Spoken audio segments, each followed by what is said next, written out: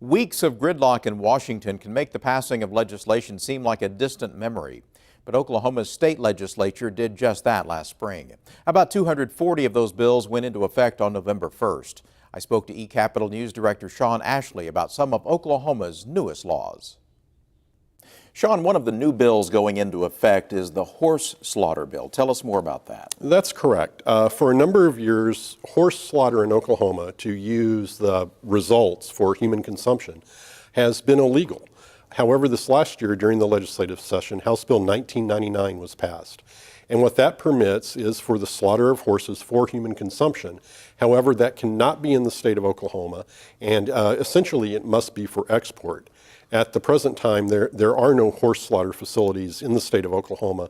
There are only a few throughout the United States. I think the most recent to open was in New Mexico. But this does open the door for the creation of a horse slaughter facility. So is that the expectation that horse slaughter will become more common in Oklahoma and might be a more thriving business in Oklahoma? I do think that's the case. The argument is that there are a number of horses who are aged, who are shipped out of the United States to be slaughtered for human consumption, and that process is rather inhumane.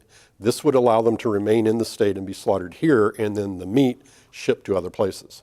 Another new bill provides DNA testing for those convicted of violent crimes. Yes, we've seen a lot of advances in DNA testing over the years, and what often happens is an individual is incarcerated, maintains their innocence, and then some new method comes along for testing the various items that were used in the trial to convict the person that very well might show that they are innocent. Previously, they did not have access to retest those items. Now they will under this bill. Oklahoma was one of the last states in the U.S. To pass such a bill, and this gives them that opportunity to retest using new methods or to test items that were not previously tested. Driver's license fees are going up. Yes, they are. For a regular individual like you or I, we'll see our fee rise from about nearly $22 on up to $33. The increases for commercial licenses are much higher. The idea is the revenue from that will be used to pay for new driver's license examiners across the state. It's expected to raise about $9 million. Oklahoma breweries will now be able to serve samples. That's a change. That is a big change, and it will be treating breweries, which are a growing industry in the state of Oklahoma, just like wineries in the state, where currently they can provide samples to individuals who might be interested in buying their product. Now that can be done at a local brewery. It's not a new law, but something we can be watching for in the next legislative session. An interim study is looking at the way judges are selected in Oklahoma. That's right. For 4 hours on Thursday, the House Judiciary Committee talked about the process of selecting judges in the state of Oklahoma, particularly those at the appellate court level.